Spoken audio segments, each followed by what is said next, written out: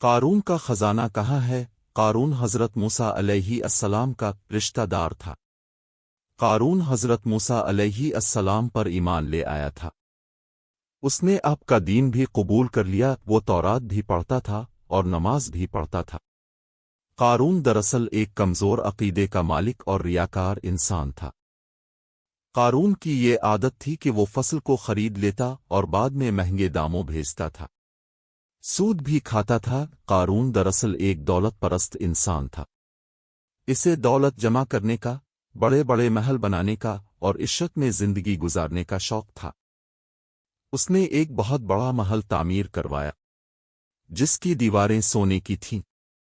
اس کے پاس جو گھوڑے اور اونٹ تھے وہ بھی سونے اور جواہرات سے لدے رہتے تھے۔ وہ اپنے غلاموں کو مجبور کیا کرتا تھا کہ وہ اس کی قدموں میں گر کر اس کے قدم بوسی کریں۔ اگر کوئی قارون کو سمجھانے کی کوشش کرتا تو یہ اس کا ازلی اور جانی دشمن بن جاتا تھا۔ جب حضرت موسیٰ علیہ السلام کو اللہ کی طرف سے حکم ملا کہ امیروں سے کہو کہ وہ زکوٰۃ دیا کریں، اللہ کی راہ میں اپنی دولت خرچ کیا کریں، تو حضرت موسیٰ علیہ السلام نے قارون سے بھی یہی کہا۔ قارون نے جواب دیا، موسیٰ یہ کیسی بات تم کر رہے ہو؟ کیا ہم نے گناہ کر لیا ہے جو تم پر ایمان لے آئے ہیں؟ اب تم ہم سے ہمارا مال بھی چھینا چاہتے ہو؟ حضرت موسیٰ علیہ السلام نے قارون کو تبلیغ جاری رکھی۔ قارون حضرت موسیٰ علیہ السلام کا جانی دشمن بن گیا اور آپ پر تہمتیں لگانے لگا۔ قارون نے ایک عورت کو بہت زیادہ مال و دولت دیا اور کہا کہ وہ حضرت موسیٰ علیہ السلام پر بدکرداری کا الزام لگائے۔ وہ عورت اس بات پر رضامند ہو گئی۔ حضرت موسیٰ علیہ السلام مجمع میں کھڑے تبلیغ کر رہے تھے تو قارون وہاں پہنچا اور کہا کہ اے موسیٰ، آپ لوگوں کو تبلیغ کر رہے جبکہ اب خود بدکاری کر چکے ہیں۔ حضرت موسیٰ علیہ السلام کے سامنے اسی مجمع میں اس نے اس عورت کو بھی پیش کر دیا۔ حضرت موسیٰ علیہ السلام نے اس عورت سے کہا، جس اللہ نے بنی اسرائیل کے لیے دریا میں راستہ بنا دیا اور بنی اسرائیل کو عافیت دی، میں تمہیں اس رب کی قسم دیتا ہوں کہ سچ بات بتاؤ، عبرتناک انجام۔ حضرت موسیٰ علیہ السلام کے رعب اور جلال سے وہ عورت سہم گئی۔ اس نے سچ بات بتا دی کہ قارون نے اسے بہت زیادہ مال و دولت دی تھی کہ میں یہ الزام لگاؤں۔ حضرت موسیٰ علیہ السلام نے اللہ تعالیٰ کا شکر ادا کیا اور سجدے کی حالت میں اللہ سے دعا کی، اے اللہ، قارون پر اپنا قہر اور غضب نازل فرما۔ پھر حضرت موسیٰ علیہ السلام نے مجمع سے کہا، جو قارون کے ساتھ رہنا چاہے وہ اس کے ساتھ ہو جائے اور جو ایمان والا ہے وہ الگ ہو جائے۔ صرف دو بدبخت لوگ قارون کے ساتھ رہے۔ حضرت موسیٰ علیہ السلام نے زمین سے کہا کہ اے زمین، قارون کو پکڑ لے۔ زمین نے قارون کو گھٹنوں تک اندر دھنسا دیا۔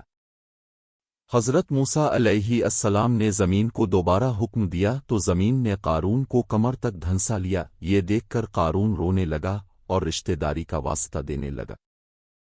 قارون کے ساتھ جو دو بدبخت تھے وہ لوگوں سے کہنے لگے کہ حضرت موسیٰ علیہ السلام قارون کو زمین میں اس لیے دھنسا رہے ہیں تاکہ یہ ان کی جائیداد اور محل پر قبضہ کر سکیں۔ حضرت موسیٰ علیہ السلام نے دعا کی تو قارون کا محل اور خزانہ بھی زمین کے اندر دھنس گیا۔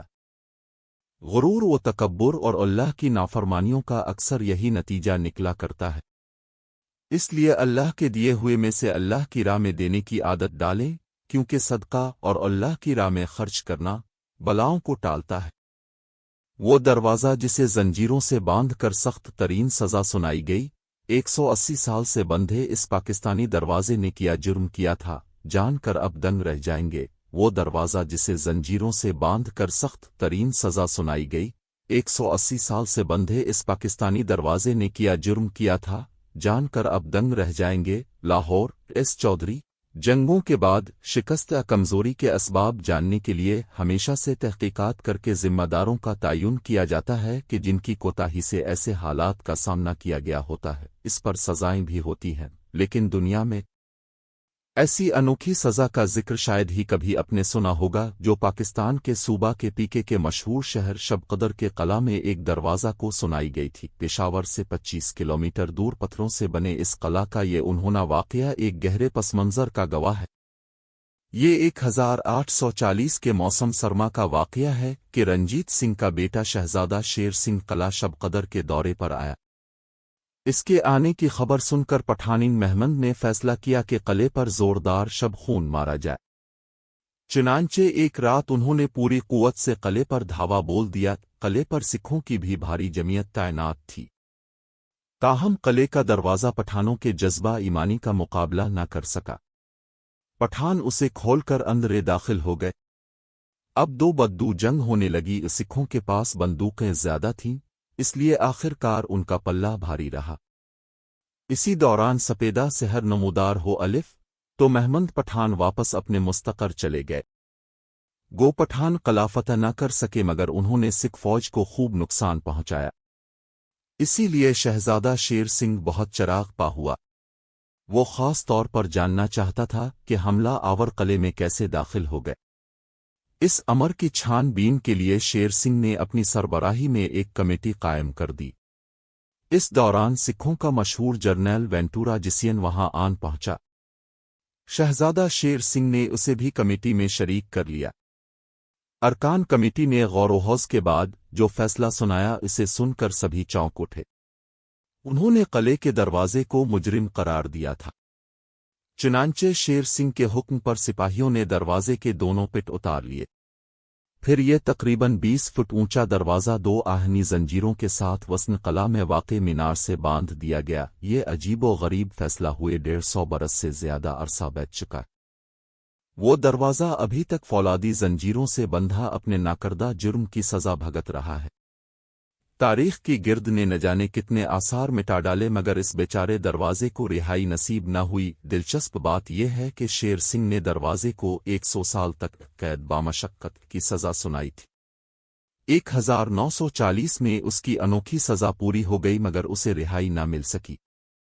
روایت ہے کہ 1976 میں تب کے وزیر اعظم پاکستان ذوالفقار علی بھٹو قلعہ شب قدر کے دورے پر آئے تھے۔ انہیں بھی اس بدقسمت دروازے کی داستان سنائی گئی۔ تبھی کسی نے وزیر اعظم سے فرمائش کی کہ دروازے کو آہنی زنجیروں سے آزاد کر دیا جائے۔ بھٹو صاحب بھی اپنے ڈھب کے آدمی تھے۔ انہوں نے ہنستے ہوئے کہا نہیں دروازے کو بندھا رہنی دو، اسے دیکھ کر سب عبرت پکڑیں گے۔